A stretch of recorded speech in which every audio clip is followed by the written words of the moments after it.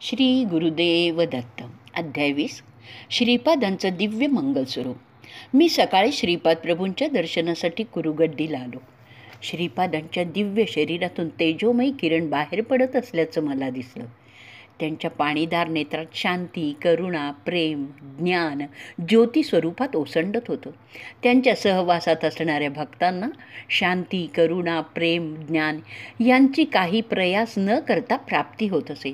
इहलोकात ते एकमेव प्रभुस्वरूप होते. निराकार तत्व साकार होऊन सगुण रूपाने मानवाकार घेऊन डोळ्यांसमोर दिसल्याने मी आनंदाने भावविभोर झालो. श्रीपादांच्या अनुग्रहामुळे त्यांच्याजवळ येऊन नमस्कार करण्याचं भाग्य मला लाभलं. त्यांच्या मुखाकडे पाहताच एक अलौकिक शांती, वात्सल्य आणि प्रेम माझ्या अंतरंगात व्यापून माझे मन, शरीर आणि हृदयास अवर्णनीय आनंदाची अनुभूती झाली. मी श्रीपादांच्या चरणांना अत्यंत श्रद्धाभावाने स्पर्श केला. माझे शरीर त्या स्पर्शाने हलकं हलकं वाटू लागलं. माझ्या डोळ्यातून तेज बाहेर आल्यासारखं वाटलं. माझ्या शरीरातील प्रत्येक अवयवातून काळं तेज बाहेर येत होतं. त्या तेजाने माणसाचा आकार धारण केला. तो आकार माझ्यासारखाच होता. श्रीपादांनी मंदहास्य करीत मला प्रश्न केला, तुझ्यासारखा आकार असलेला तो कोण आहे ते कळलं का? मी म्हणालो, स्वामी, तो आकार मी पाहिला, तो माझ्यासारखाच वाटला, पण माझ्या शरीरातून कसा बाहेर आला हे काही कळलं नाही. ती आकृती कोणाची होती तेही कळलं नाही. त्यावर श्रीपाद प्रभू म्हणाले, ते तुझं पापशरीर होतं. तो तुझ्यातील पापरूपी पुरुष होता. आता तुझ्या शरीरात राहिलेला पुण्य पुरुषच आहे. प्रत्येक मानवाच्या देहात एक पापपुरुष आणि एक पुण्य पुरुष असतो. या जोडीचं विभाजन होऊन पापपुरुष जेव्हा निघून जातो तेव्हा तीच मुक्तीची अवस्था असते. ब्राह्मण कुलात जन्म घेतल्यावर निष्ठावंत होऊन पापशरीराचं दहन करून उरलेल्या पुण्य शरीराचा आपल्या उत्तम कर्मांनी उद्धार करावा. ब्राह्मणांनी आपल्या यजमानांकडून वेदशास्त्रातील विहित कर्म करवून घेताना आपल्या उपजीविकेपुरतेच धन घ्यावे. अशा प्रकारे न केल्यास ब्राह्मणास यजमानाच्या पापांचे वाटेकरी व्हावे लागते. त्या पापांना ब्राह्मणांनी आपल्या तमोगुणरूपी अग्नी दहन करावे. अशा प्रकारे जीवन जगणारा ब्राह्मणच ब्राह्मत्वास प्राप्त होतो. अन्यथा तो जातीनेच केवळ ब्राह्मण असतो, ब्रह्मज्ञानी ब्राह्मण नव्हे. आमचे आजोबा बापान्नाचार्य, वडील अप्पलराज शर्मा हे दोघे सद्ब्राह्मण होते. माझी आजी आणि माता सुमती महाराणी या दोघी परमपवित्र स्त्रिया होत्या. त्यांचं केवळ स्मरण केल्यानेच लक्ष लक्ष पापे नाहीशी होतात. असं बोलणं झाल्यावर श्रीपाद प्रभूंनी क्षणभर मौन धारण केलं. नंतर आपल्या उजव्या हाताच्या बोटांनी भूमी स्पर्श केला. त्यावेळी त्यांच्या डाव्या बाजूने प्रकाशाचा एक झोत निघाला आणि यज्ञासाठी लागणारी साधन सामुग्री प्रकट झाली. काही मधुर फळं, सुवासिक फुलं, थोडं सोनं, चांदी, नवरत्नांचा हार, तसंच दिव्य अग्नीही प्रकट झाला. माझ्या शरीरातून निघाला पापपुरुष भयाने कंपित होऊन आक्रोश करू लागला. श्रीपाद प्रभूंनी त्या पापपुरुषाला नेत्रांनीच अग्नीत भस्म होण्याची आज्ञा दिली. त्यानुसार तो अग्नीत पडून भस्मसात झाला. माझ्या शरीरात अग्नीचा भडका उडाला. स्वामी, मला वाचवा अशी विनंती केली. प्रभूंच्या नेत्रातून एक दिव्य तरंग निघून मला स्पर्शून गेला. माझं शरीर त्या तरंगाने शीतल झालं. माझी कुंडलिनी शक्ती जागृत झाल्यासारखं वाटलं. माझ्या नाडीचं स्पंदन थांबलं. हृदयाचे ठोके थांबल्याप्रमाणे वाटले आणि मी समाधी अवस्थेत गेलो. माध्यान्ह काळ झाला होता. त्या दिवशी गुरुवार होता. श्रीपाद स्वामी स्नान आटोपून भक्तांच्या मेळाव्यात येऊन बसले होते. भक्तजनांनी समर्पित केलेल्या भिक्षा अन्नाला श्रीपादांनी आपल्या दिव्य हस्तांनी स्पर्श केला. कमंडलूतील जलाने जमलेल्या भक्तांवर त्यांनी प्रोक्षण केले. भिक्षेतील थोडं अन्न काकबळीसाठी काढून ठेवलं. अत्यंत मधुर अशा आवाजात स्वामींनी मला हाक मारली आणि सगळ्यांना भोजनाची अनुज्ञा दिली. मला त्यांच्याजवळ बोलावून घेतले. क्षणभर डोळे झाकून पुन्हा उघडून माझ्याकडे स्नेहाळ नजरेने पाहिलं. त्याचवेळी त्यांच्या हातात एक चांदीचं पात्र प्रकट झालं. त्यात हलवा भरलेला होता. श्रीपाद प्रभू म्हणाले, शंकर भट्टा, माझे भक्त मला त्यांच्या भक्तिभाषाने बांधून ठेवतात. मी निरपेक्ष भक्तिभावाला भुलून जातो. श्रेष्ठींच्या घरी त्यांची धर्मपत्नी माझ्यासाठी आवर्जून हलवा करीत असे. मी जेवल्यावरच तिचं समाधान होई. त्यांची नात लक्ष्मी वासवी हिने माझ्या हातात राखी बांधली होती. तिच्या पतीच्या पत्रिकेत अनिष्ट योग असल्याने एका ज्योतिषाने सांगितले होते. तिने मला विनंती केली की तिच्या राखीचा स्वीकार करून तिला अखंड सौभाग्याचा आशीर्वाद द्यावा. मी तिला अखंड सौभाग्याचा आशीर्वाद देऊन फुलं, बांगडे आणि कुंकवाचा प्रसाद दिला. तिची आजी व्यंकट सुब्बम्माने प्रेमभावाने तयार केलेला हलवा तिने मला दिला आणि या मधुर प्रसादाच्या सेवनाने अनेक जन्मांची पापं नष्ट होतात. माझ्या प्रेमळ भक्तांनी श्रद्धाभावाने दाखवलेल्या नैवेद्याचं मी त्यांच्या घरी सूक्ष्म रूपाने जाऊन सेवन करतो, परंतु श्रेष्ठांच्या घरचा महाप्रसाद मात्र मी प्रत्यक्ष जाऊन स्वीकार करतो. सर्व भक्तांनी हा प्रसाद घ्यावा असं श्रीपादांनी सांगितलं. या प्रसादाच्या माधुर्याचं वर्णन कोणाला करता येईल. प्रसादाचा थोडा भाग त्यांनी आकाशात फेकला, तो नभोमंडळात विलीन झाला. थोडा प्रसाद त्यांनी भूमीस अर्पण केला, तो भूमातेनेही स्वीकारला. तो प्रसाद सर्व भक्तांनी वाटून घेतला. कोणासही निराश करायचं नाही असा श्रीपाद प्रभूंचा स्वभाव होता. कितीही प्रसाद वाटला तरी तो कमी होत नव्हता. याच वेळी पद्मशाली कुलातील गुरुचरण नावाचा एक भक्त तिथे आला. त्याला श्रीपाद स्वामींनी चांदीच्या पात्रातील प्रसाद दिला. तो त्याने मोठ्या श्रद्धाभावाने खाल्ला. नंतर स्वामींच्या आदेशानुसार चांदीचं पात्र कृष्णा नदीच्या पात्रात सोडून दिलं. यानंतर श्रीपाद प्रभू म्हणाले, पद्मशाली कुलातील मार्कंडेय गोत्र असणारे लोक कालांतराने मांसभक्षण करणारे झाले. माझ्या सान्निध्यात काही कारण नसलेले कार्य कधीच होत नाही. गुरुचरणा, तू कित्येक दिवसापासून मला नैवेद्य दाखवून श्री गुरुशरणम स्वामी शरणम असे नामोच्चारण करीत पवित्र जीवन व्यतीत करीत आहेस. आज तुला श्री गुरूंच्या करकमलातून महाप्रसाद मिळाला. तुला कळलेलं गुरुतत्व या शंकर भट्टात सांग. आम्ही माध्यान्ह समयी योग निद्रेत असताना मानस संचार करतो. त्यावेळी कोणास दर्शन देत नाही. आमच्या विश्रांतीचा भंग होऊ देऊ नये. श्री गुरुचरण कलियुगातील एक महान भक्त होता. त्याला योग मार्गातील अत्युच्च स्थिती प्राप्त झाली होती. त्याला शंकर भट्ट म्हणाला, हे महापुरुषा, गुरुतत्वाचं ज्ञान मला देऊन कृतकृत्य करावे. यावर श्री गुरुचरण म्हणाले, अनंत कोटी ब्रह्मांडात उत्पत्ती, स्थिती आणि लय हे ज्यांच्या केवळ संकल्प मात्रेनेच होते असे श्री दत्तात्रय प्रभू निर्गुण निराकार स्वरूपातून श्रीपाद श्री वल्लभांच्या स्वरूपात साकार रूपाने अवतरित झाले आहेत. त्यांना साकार समजणे महादोषास्पद आहे, कारण ते साकार रूपात असले तरी ते निराकारच आहेत. सगुण दिसत असले तरी निर्गुणच आहे. एका देवतेच्या रूपात दिसले असले तरी सर्व देवता त्यांच्यामध्ये सामावलेल्या आहेत. ते सर्व योग मार्गाचे श्रेष्ठ गुरु आहेत. सृष्टीतील अनेक महर्षींनी आपापल्या साधन वैशिष्ट्याने साक्षात्कार करून घेतलेल्या देवतांचे स्वरूप म्हणजेच श्रीपादांचं दिव्य रूप आहे. पूर्व काळापासून महर्षींनी अनेक दिव्य शक्ती प्राप्त केल्या होत्या. वशिष्ठ ऋषी हव्ययुक्त यज्ञ करीत होते. विश्वामित्र ऋषी हव्य सामुग्रीशिवाय यज्ञ करीत. जमदग्नी ऋषी विश्वामित्र ऋषींचे अनुकरण करीत. आपले श्रीपाद प्रभू सर्व प्रकारांच्या यज्ञाचं समर्थन करीत. कोणतेही कर्म करण्यास अथवा न करण्यास किंवा वेगळ्या पद्धतीने करण्यास त्या कर्माचं आणि मंत्रांचं रहस्य जाणण्यास ते समर्थ होते. श्रीपाद प्रभू सर्व समर्थ असून सर्व कर्मांचं रहस्य जाणणारे असल्याने त्यांना त्या त्या व्यक्तींच्या आचरणाचे सूक्ष्म ज्ञान होतं. बापांनाचार्य, नरसिंहवर्मा, व्यंकटप्पय्या श्रेष्ठी यांना अनेक प्रकारच्या योगाचं ज्ञान होतं. सर्व शक्तीमध्ये प्रेमशक्ती सर्वात श्रेष्ठ आहे. या तिघांना श्रीपाद प्रभूंची वात्सल्य भक्ती प्राप्त होती. त्यांच्या प्रेमशक्तीमुळे ते स्वामींना आपले इच्छित कार्य सुसंपन्न करण्याचा आग्रह करून ते करवून घेत. श्रीपाद स्वामीसुद्धा त्यांचं कार्य मोठ्या आनंदाने आणि सुसंपन्न करीत असत. श्रीपाद प्रभू प्रत्येक स्त्रीमध्ये आपल्या मातेचं स्वरूप पाहून सहज स्वभाव, सहज वात्सल्याने शिशुप्रमाणेच वर्तन करीत. त्या स्त्रियासुद्धा स्वामींची शिष्य रूपातच प्रेमभावाने आराधना करीत. हीच तर महामाया आहे. योग आणि वेदज्ञ यांनी पुन्हा पुन्हा वर्णन केलेले निर्गुण निराकार परब्रह्म स्वरूप दिव्य शिशु पिठिकापुरम या क्षेत्री आपल्या दिव्य लीलांनी सर्वांचं चित्त आकर्षित करीत असे. या शिशूच्या लीलांचं वर्णन करणं अतर्क्य आहे. दैव मार्गाने, योग मार्गाने, ज्ञान मार्गाने, वेदशास्त्राच्या अध्ययनाने साधना करणाऱ्या साधकांना त्यांच्या त्यांच्या मार्गाने श्रीपाद श्री वल्लभांच्याच कृपेचा लाभ होतो. यानंतर शंकर भट्ट त्या महान भक्त श्री गुरुचरणांना म्हणाले, महाराज, आपणा श्रीपाद स्वामींचं प्रथम दर्शन कसं झाले तो कथाप्रसंग सांगून माझा उद्धार करावा. गुरुचरण म्हणाले, हे ब्राह्मणोत्तमा, तुम्ही अत्यंत धन्य आहात.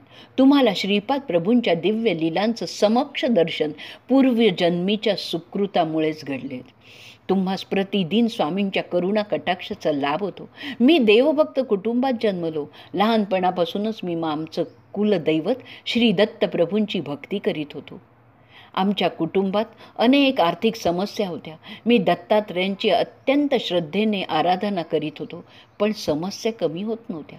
आमच्या गावातील काही लोकांनी मला सल्ला दिला की तुझ्यावर श्री दत्तात्रयांची कृपा नाही, तू दुसऱ्या कुलदेवतेची निवड करून त्याची आराधना कर. असं केल्यानं तुझं संकटातून निवारण होईल. मी त्यांच्या मतात सहमत होऊन रात्री झोपलो. मला स्वप्नात एक भयंकर कसाई दिसला. तो प्रेमाने शेळ्यांचा सांभाळ करीत असे, पण दररोज तो काही शेळ्यांचा बळीही देत असे. त्याच्या हातातील कोयता पाहून मी भयभीत झालो. तो मेघाप्रमाणे गंभीर स्वरात मला म्हणाला, मी दत्त आहे. तू कोणत्याही देवदेवतांची आराधना केलीस तरी त्या स्वरूपात मीच असतो. तू आराधना करणाऱ्या देवास नामरूपाने बदललेस तरी मी बदलणार नाही. मी तुला कधीच सोडणार नाही. तू माझी छाया आहेस आणि माझी छाया मला सोडून कशी राहील? समस्त देवदेवतांच्या संकल्पनांना आणि समस्त कोटी मानव संकल्पांना चालविणारा महासंकल्प मीच आहे. भगवत अवतारातील भगवत स्वरूपाला कांती देणारा असा तो ब्रह्म मीच आहे. वाघाच्या तोंडातून एखादा प्राणी सुटू शकेल, पण माझ्या हाती आलेला तू मला कधीही सोडून जाऊ शकणार नाहीस. दत्तभक्तांनी सिंहाच्या छायेप्रमाणे शूर असावे आणि भित्रेपणा सोडून द्यावा. मी सिंहासारखा आहे. सिंहाच्या पिल्लांना सिंहाजवळ भय नसते. ते त्याच्याबरोबर मुक्तपणे खेळत असतात. मी या कोयत्याने तुझा वध करीन. तुझं रक्षण करणारा त्रैलोक्यातही कोणी नाही. मी अत्यंत भयभीत होऊन ओरडलं आणि त्याच वेळी माझा स्वप्नभंग झाला. घरातील लोक काय झालं असे विचारू लागला. मी त्यांना स्वप्नातील वृत्तांत कथन केला. आमच्या आर्थिक समस्या दिवसेंदिवस अधिकाधिक वाढत होत्या. कोणत्या जन्मात केलेल्या कर्माचं फलस्वरूप ही दरिद्र अवस्था आम्हास भोगावी लागत आहे ते कळतच नव्हतं. सकाळ होताच एक हरिदास आमच्या घरासमोर आला. त्याच्या हातात चिपळ्या होता. तो हरिनामाचे गायन करीत होता. त्याच्या डोक्यावर तांदूळाचे टोपलं होतं. हा एक विचित्र हरिदास होता. त्याच्या टोपलीत एक औदुंबराचं रोप होतं आणि तो दारासमोर उभं राहून तांदूळ देता का असं विचारत होता. मी घरात तांदूळ शोधित असताना एक मूठभर कण्या मिळाल्या.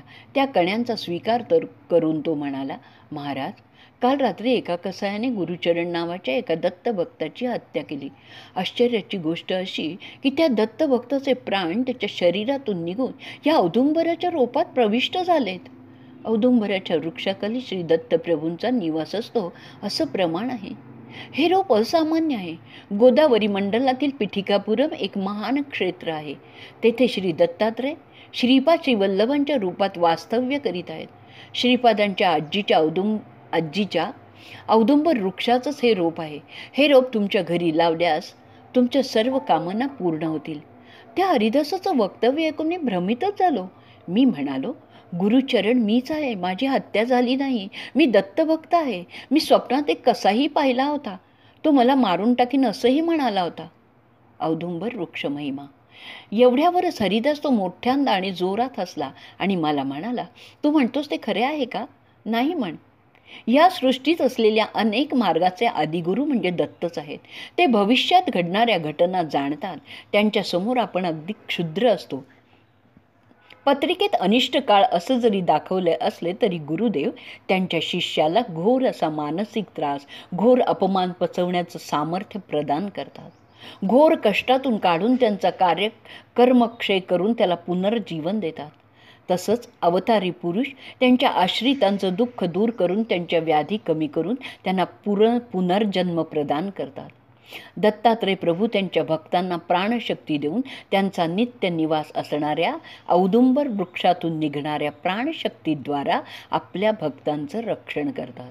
आत्मबुद्धीचे साधक मात्र असं समजतात की त्यांच्या शरीरातील प्राणशक्तीमुळेच ते जिवंत आहेत.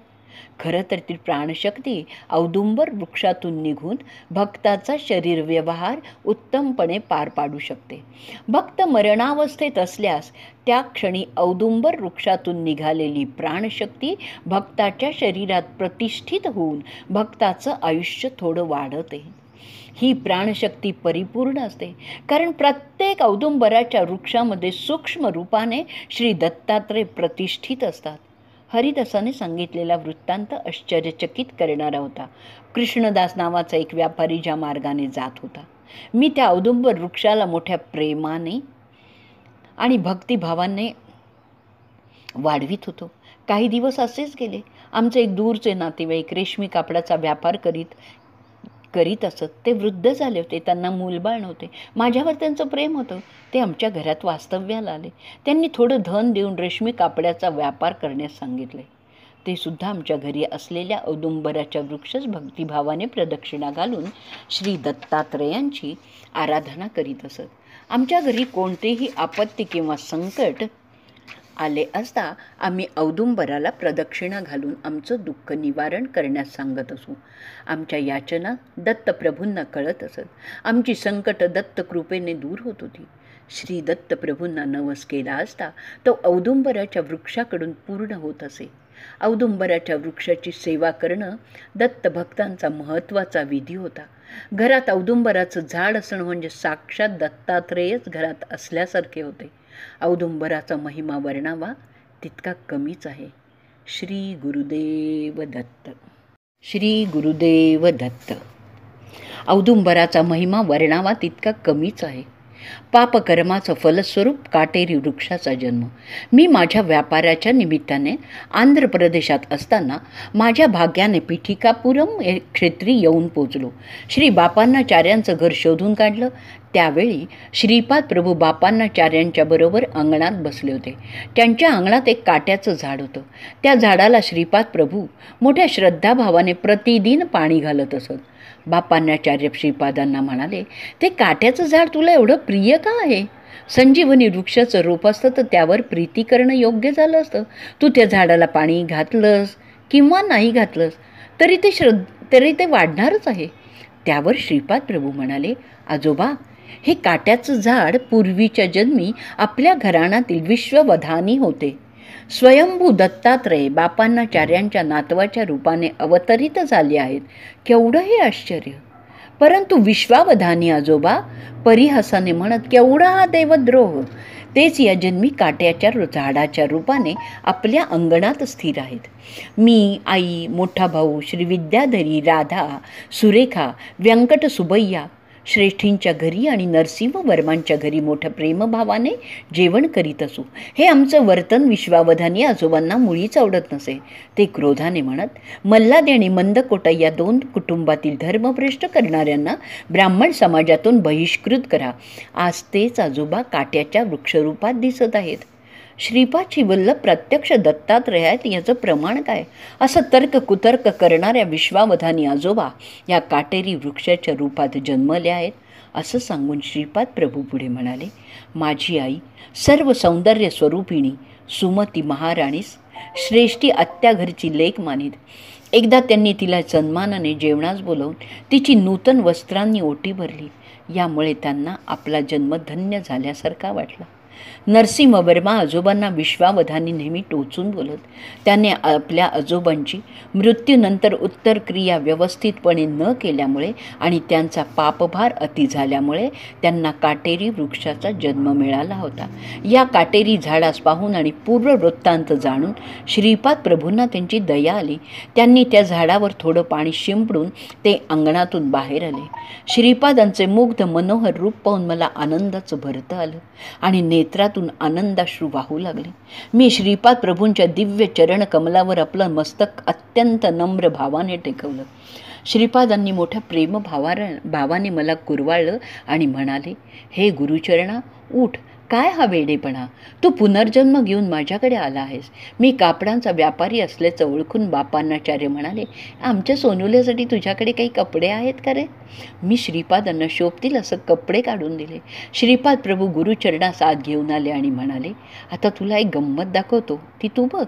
त्याच्याबरोबर बापांनाचार्य सुद्धा होते. श्रीपाद प्रभू सर्वांना काटेरी झाडाजवळ घेऊन आले आणि म्हणाले, हे विश्वन्ना आजोबा, तुमच्या मुलांनी श्रद्धारहित श्राद्धकर्म केल्याने, बापांनाचार्यांसारख्या महापुरुषाची अकारण निंदा तुम्ही केल्याने हा काटेरी जन्म तुम्हाला मिळाला आहे. हा गुरुचरण तुमचा पूर्वजन्मीचा पुत्र आहे. याच्या हातून श्रद्धापूर्ण भावाने मी आपले उत्तर कर्म करवून घेईन. यासाठी तुमची संमती आहे का? हे प्रभूंचं वक्तव्य ऐकून आम्ही सगळीजणं आश्चर्यचकित झालो. त्या काटेरी झाडास आच्छादलेला विश्वावधानींचा प्रेतात्मा म्हणाला, यापेक्षा मोठं भाग्य ते कोणतं? श्रीपादांनी गुरुचरणास ते काटेरी झाड उपटून त्यास अग्नी देण्यास सांगितलं. गुरुचरणाने श्रीपाद प्रभूंच्या सांगण्याप्रमाणे ते काटेरी झाड उपटून त्याचं दहन केलं आणि नंतर स्नान केलं. स्नानानंतर प्रभूंनी त्यास विभूती लावण्यास सांगितली. यावेळी श्रीपाद प्रभू म्हणाले, भगवान शिव जे भस्म धारण करतात ते महायोगी, महातपस्वी, महान भक्त, महान सिद्ध पुरुष यांच्या मृत्यूनंतर त्यांच्या शरीराच्या दहनाची पवित्र विभूती असते. शिवप्रभूंच्या तेजोमय वलयात हे महात्मे ऐक्य स्थितीत विश्राम करतात. वानर, सर्प, गाय या पशूंची नकळत आपल्या हातून हत्या झाल्यास त्यांची न चुकता उत्तर क्रिया करावी. त्यांचं श्रद्धापूर्वक दहन करावं आणि अन्नदान करावं. मंत्रपूर्वक करण्याचा कोणताही विधी करण्याची आवश्यकता येथे नाही. आपल्या पूर्व ऋणानुबंधाने कोणत्या जीवाची नकळत हत्या झाल्यास त्यांचं श्रद्धापूर्वक दहन करावं. असं केल्याने पापकर्माचा नाश होतो आणि त्या प्राण्यांना सद्गती मिळते. पूर्व काळात गौतम नावाचे एक महर्षी होते. त्यांची पत्नी अहल्या एक महान पतिव्रता स्त्री होती. ते विश्वशांतीसाठी कोटी कमलाने यज्ञ केला होता. गौतम महर्षी आपल्या तपोबलाने घरासमोर अन्नधान्याचं पीक उगवत असत. मानवाला आहाराशिवाय जीवन जगणं शक्य नाही. महर्षी गोधनाची सुद्धा वृद्धी करत, तसेच गो अमृतासारख्या पदार्थांची निर्मिती करत. श्रीपाद प्रभू पुढे म्हणाले, यज्ञयाग न केल्यास विश्वनियंता, देवता, मानव यांच्या परस्पर सहकार्याने चालणारे जीवन निरर्थक होऊन धर्माला ग्लानी येते. माया निवारण्यासाठी, गोहत्येचं पातक निवारण्यासाठी गोदावरी नदी गौतम ऋषींच्या सहाय्याने अवतरित झाली. त्यांच्या या महान कार्यासाठी सारा जनसमुदाय त्यांचा अत्यंत ऋणी आहे. विश्वावधानी हा गौतम गोत्रातीलच होता, परंतु त्याचा संबंध या गोत्रात फक्त जन्म घेण्यापुरताच होता. त्रेतायुगात पिठिकापुरम या क्षेत्रात सावित्री काटक नावाचा यज्ञ करण्यात गौतम महर्षींचा मोठा भाग होता. विश्वावधानींच्या भाग्यानेच त्याला पिठिकापुरम येथे जन्म मिळाला आणि अत्यंत दुर्लभ असं माझं दर्शन घडलं. तो अयोग्य असला तरी माझ्या निर्व्याज प्रेम आणि करुणेने त्याला सद्गती मिळाली. ही सद्गती श्री दत्तात्रय प्रभूंच्या कृपा प्रसादानेच प्राप्त झाली. ऋणानुबंध नसेल तर कुत्रसुद्धा जवळ येत नाही. आपणास कोणी साहाय्य मागण्यास आल्यास आपण शक्य तेवढी मदत करावी. मदत करणे शक्य नसल्यास आपल्या मधुर वाणीने आपली असमर्थता व्यक्त करावी, पण निष्ठुर होऊ नये. जर तुम्ही कठोर वागल्यास सर्व भूतांमध्ये चैतन्य रूपाने वास करणारा मी सुद्धा तुमच्याबरोबर तसंच वर्तन करीन. तुम्ही जसं लोकांशी वागाल तसंच लोक तुमच्याशी वागतील. या संपूर्ण सृष्टीतील सत्याचं एकमेव मूल कारण मी आहे. मी सर्व सत्याचं, सर्वमय परमसत्य असं आहे. वेदात सुद्धा असं सांगितलं आहे की ज्ञानाचं अंतिम सत्य ब्रह्म आहे. श्रीपाद प्रभूंचं हे वक्तव्य ऐकून बापांनाचार्यांच्या डोळ्यातून आनंदाश्रू वाहू लागले. मोठ्या प्रेमभावाने श्रीपादांनी ते आपल्या बाल हातांनी टिपले आणि म्हणाले, आजोबा, तुम्ही सर्वदा माझ्या ध्यानातच असतात. तुमचा जन्म धन्य आहे. मी नरसिंह सरस्वतीच्या अवतारात अगदी तुमच्यासारखंच रूप धारण करणार आहे. हे त्रिवार सत्य आहे. बोलताना श्रीपादांनी आजोबांचा हात हातात घेतला. यावेळी बापांनाचार्य म्हणाले, श्रीपादा, माझ्या मनात कित्येक दिवसांपासून एक शंका आहे, विचारू का? त्याच क्षणी श्रीपाद चिरहस्य करून म्हणाले, माझ्याकडे काय शंका आहे? मी 10 वर्षाचा बालक तुमच्या शंकेचं समाधान कसं करू शकीन? प्रयत्न करून पाहीन. यावर बापांनाचार्यांनी प्रश्न विचारण्यास आरंभ केला. ते म्हणाले, सृष्टी, स्थिती आणि लय याचे करते ब्रह्मा, विष्णू आणि महेशच आहेत ना? श्रीपाद म्हणाले, हो, यात शंकाच नाही. त्यांच्या स्त्री शक्ती स्वरूपात सरस्वती, लक्ष्मी आणि पार्वतीच आहेत ना. यावरही श्रीपादांनी होकारार्थी मान हलवली. या त्रिमूर्तींना आणि त्यांच्या 3 शक्तींना निर्माण करणारी आदी पराशक्ती आहे ना. श्रीपाद म्हणाले, हो. यावर बापांनाचार्य म्हणाले, तर त्यांच्यासमोर तू कोण आहेस? तू नेहमी माझ्या बांधवांना सांगतोस ती वास्तवी कन्या कोण आहे? तुम्ही दोघे बहीण भाऊ आहात, याला काही शास्त्राधार आहे? श्रीपाद सर्व देवस्वरूप, सर्व देवतांचे मूळ श्रीपाद प्रभूच. एकानंतर एक असे अनेक प्रश्न श्रीपाद प्रभू ऐकून मुग्धपणे हसले आणि म्हणाले, आजोबा, आत्ताच तुमच्या दृष्टीसमोर काट्याच्या झाडास सद्गती दिली. मी केलेल्या कामास काही शास्त्रप्रमाण आहे का? यासाठी अशा प्रकारच्या चिकित्सेची गरज नाही. मी योगी असून सर्व योगक्रियात असतो. यामुळे कोणत्याही भूमिकेत मी समरस होतो. सृष्टी ही माझी मायाच आहे, तिलाच आपण सृष्टी मानतो. संपूर्ण सृष्टीत एकच भगवंत चैतन्य भरून राहिलं आहे. ते विविध स्थितीत आणि विविध अवस्थेमध्ये परिणामाला वशीभूत होऊन राहिलं आहे. या परिणामक्रमाला कालाचा आधार आहे. कालाचं ज्ञान प्राप्त होत असल्याने परिणाम चक्र अनुभवास येतं. या कालाची गणना आकाशातील चंद्र, सूर्य, तारे यांच्या गतिमानानेच होते. अत्री महर्षींना त्रिकालाचे आणि 3 अवस्थांचे ज्ञान होते. या सृष्टीतील एक महान पतिव्रता म्हणून अनसुया माता प्रसिद्धी पावली. श्रीपाद प्रभुडे म्हणाले, मला सृष्टी, स्थिती आणि लय तसं स्थूल, सूक्ष्म आणि कारण अशा 3 देहाबद्दल आणि भूत, भविष्य आणि वर्तमान कालाबद्दल एकाच कालात अनुभव येतो. यामुळे माझं नित्य वर्तमानच असतं. घडून गेलेलं, घडत असलेलं आणि यापुढे घडणार हे सर्व मी एकाच काळात अनुभवतो. अशा स्थितीत त्रिमूर्ती, त्रिशक्ती माझ्यात असणं ही आश्चर्याची गोष्ट नाही आहे. त्रिमूर्ती आणि त्रिशक्ती सृष्टीच्या उपपत्तीच्या अगोदर आदी पराशक्तीच्या रूपाने होत्या. ही गोष्ट खरीच आहे. मी आणि आदी पराशक्ती दोघे अभिन्न स्वरूप आहोत. यातील एक सूक्ष्म अंश असल्याने समस्त सृष्टीतील मातृगर्भात एक महासंकल्प आदी पराशक्तीच्या रूपाने विलसत असतो. तेच ब्रह्मयोनी स्वरूप आहे. त्यातूनच त्रिमूर्ती, त्रिशक्तींचा आविर्भाव झाला. त्या आदी पराशक्तीस निर्माण करण्याचा संकल्प असो किंवा सृष्टी रचनेचा संकल्प असो, तो कसा संभव आहे याची प्रबोधन शक्ती मीच आहे.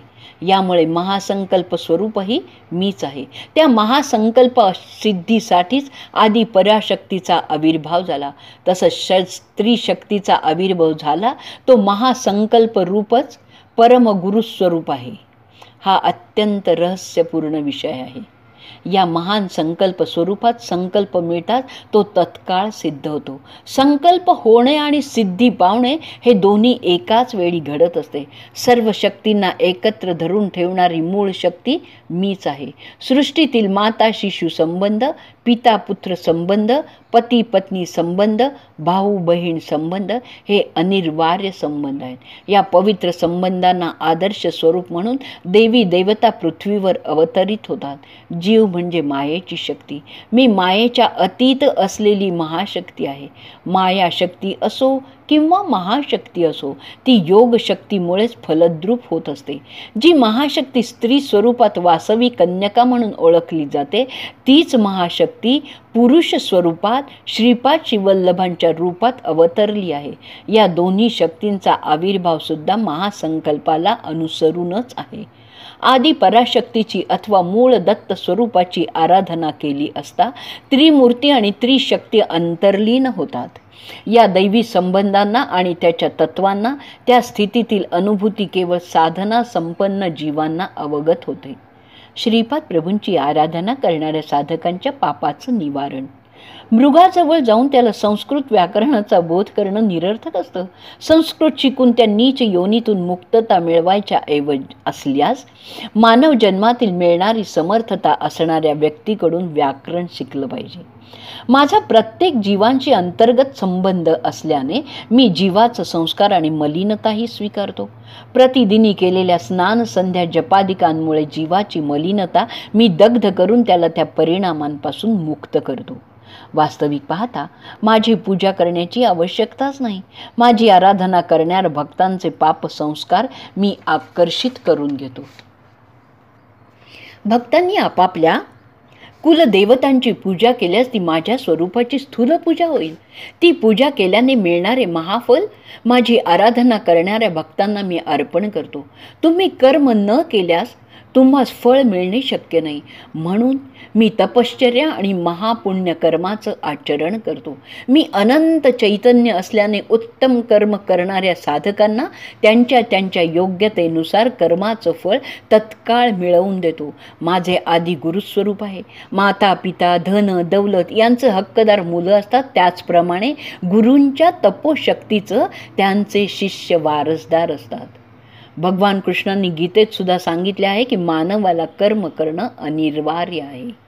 माझ्या तपाराधनेला समाप्ती नाही. श्री दत्तात्रयांप्रमाणेच मी सुद्धा सुलभ प्राप्त दैवत आहे. इतर देवदेवता भक्तांनी केलेल्या तपश्चर्येवर संतुष्ट होऊन त्यांना वर प्रदान करतात. गुरुस्वरूप असलेले श्री दत्तात्रय त्यांच्या शिष्यांच्या वर प्राप्त करण्याच्या मार्गातील अडचणी आणि दुष्ट शक्तींना आपल्या तपोबलाने दूर करतात. ते अनुग्रह करणारे परमकारुण्यमूर्ती स्वरूप आहेत. आजोबा, मला स्मरण करताच प्रसन्न होणारे दैवत असं म्हणतात. सर्वांचं मूळ असलेले गुरुरूप मीच आहे. हे महान करुणेने अवतरित झालेले परमगुरु तत्वस्वरूप असल्याने त्या अवताराला समाप्ती नाही. माझ्या भक्तांच्या हाकेला मी तत्काळ साथ देतो. माझ्या भक्तांची हाक केव्हा येते याची मी वाटच पाहत असतो. साधकांनी माझ्याकडे एक पाऊल टाकलं तर मी त्याच्याकडे 100 पावलं चालून जातो. आपल्या डोळ्यांच्या पापण्या ज्याप्रमाणे डोळ्यांची काळजी घेतात त्याप्रमाणे मी माझ्या भक्तांची काळजी घेऊन त्यांना त्यांच्या संकटातून अडचणीतून सोडवतो आणि ही माझी सहज प्रवृत्ती आहे. श्रीपाद प्रभूंच्या या वक्तव्यानंतर मी त्यांना प्रश्न केला, हे महागुरू, मी सोमलता आणि सोमयागाबद्दल अनेकांकडून ऐकलं आहे. कृपा करून त्याबद्दल विवरण करून सांगावं. यावर श्रीपाद प्रभू म्हणाले, सोमलता ही संजीवनी वनस्पती आहे असं म्हणतात. तुला ती पाहिजे आहे का? मी होकारार्थी मान हलवली. तत्काळ श्रीपाद प्रभूंच्या हातात संजीवनी वेल प्रकट झाली. त्यांनी ती मला मोठ्या सन्मानाने दिली. तो त्यांचा दिव्य प्रसाद माझ्या पूजा मंदिरात जपून ठेवला आहे. श्रीपाद प्रभू पुढे म्हणाले, ही संजीवनी वनस्पती हिमालयातील पवित्र पर्वतश्रेणीत, काश्मीरमधील मानस सरोवराजवळ, सिंधू नदीच्या उगमस्थानाजवळ, मल्लिकार्जुन प्रभूंचा नित्य निवास असलेल्या श्रीशैल्य पर्वतावर, सह्याद्री, महेंद्र, देवगिरी, विंध्य पर्वत, बद्री अरण्य प्रांतात मिळते. या मुळीच्या प्रभावानेच लक्ष्मणाची मूर्छा दूर झाली होती. या वनस्पतीच्या सेवनाने अनेक असाध्य रोग बरे होतात. लेपाने आकाशगमन सिद्धी प्राप्त झाल्यासारखी वाटते. सेवनाने हाडांना बळकटी येते, नेत्रकांती वाढते, श्रवणशक्ती सुधारते. या मुळीच्या प्रभावाने अग्निभय, जलभय आणि विषयभय दूर होते.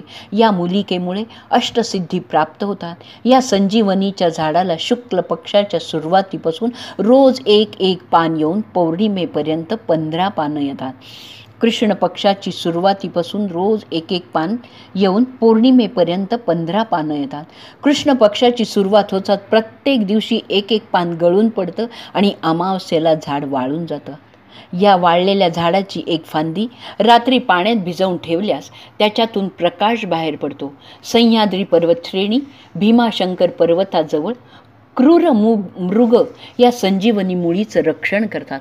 अमावस्येच्या रात्रीसुद्धा दिव्यकांतीने चमकणारी संजीवनी मुळी शोधणं म्हणूनच सोपं जातं.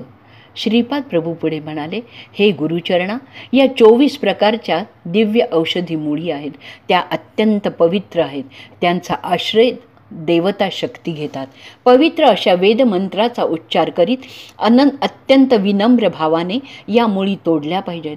त्या 24 औषधी मूलिका अशा आहेत: सोम, महासोम, चंद्र, अंशुमान, मंजुवान, रजित प्रभू, दुर्वा, कनियान, श्वेतान, कनकप्रभा, प्रतानवान, लालेवृत्त, करधीर, अंशवान, स्वयंप्रभा, रुद्राक्ष, गायत्री, एष्टम, पावत, जगत, शाकर, अनिष्टम, रैक्त, त्रिपाद, गायत्री.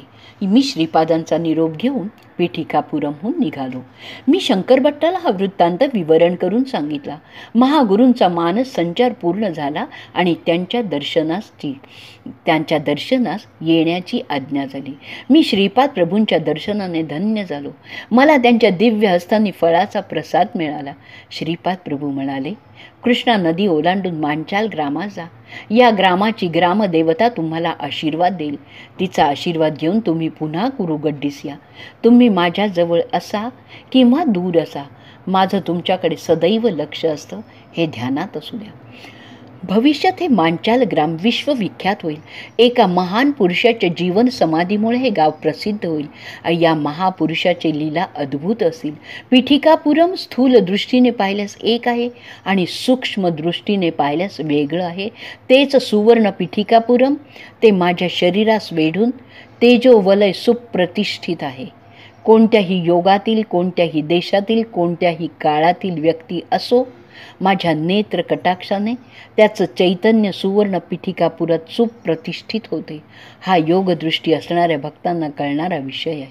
सुवर्ण पठकापुरातून जीवन चैतन्याला स्थान संपादन करून घेणारे सारे भक्त धन्य आहेत. त्यांना मी जन्मांतरीत सांभाळीत राहीन. पिता समान शंकरभट्टा अनेक शतसंवत्सरानंतर माझ्या अंगणात महासंस्थान उभारण्यात येणार आहे. ते माझ्या आजोबांच्या घरी, जिथे माझा जन्म झाला, त्या ठिकाणी औदुंबर वृक्षाच्या छायेत असेल. माझा पुढचा अवतार श्री नरसिंह सरस्वती या नावाने होणार आहे आणि या अवताराची मूर्तीसुद्धा या महासंस्थानात प्रस्थापित होईल. श्रीपाद प्रभू पुढे म्हणाले, हे पहा, मी तुम्हाला दिव्य दृष्टी देत आहे. असं म्हणून त्यांनी श्री गुरुचरणांच्या आणि माझ्या मध्यावर दृष्टी रोखून ठेवली. ते सुंदर दृश्य पाहून आम्ही अगदी धन्य झालो. त्यांचा संकल्प अमोघ आहे. त्यांच्या लीला अद्भुत आहेत. आम्ही पुढे जाण्यास निघालो तेव्हा श्रीपाद प्रभू म्हणाले, वसिष्ठ ऋषींचा अंश असलेला एक भक्त माझ्या संस्थानात पुजारी म्हणून येईल. श्रीपाद श्रीवल्लभांचा जय जयकार असो. अध्याय 20 संपूर्ण.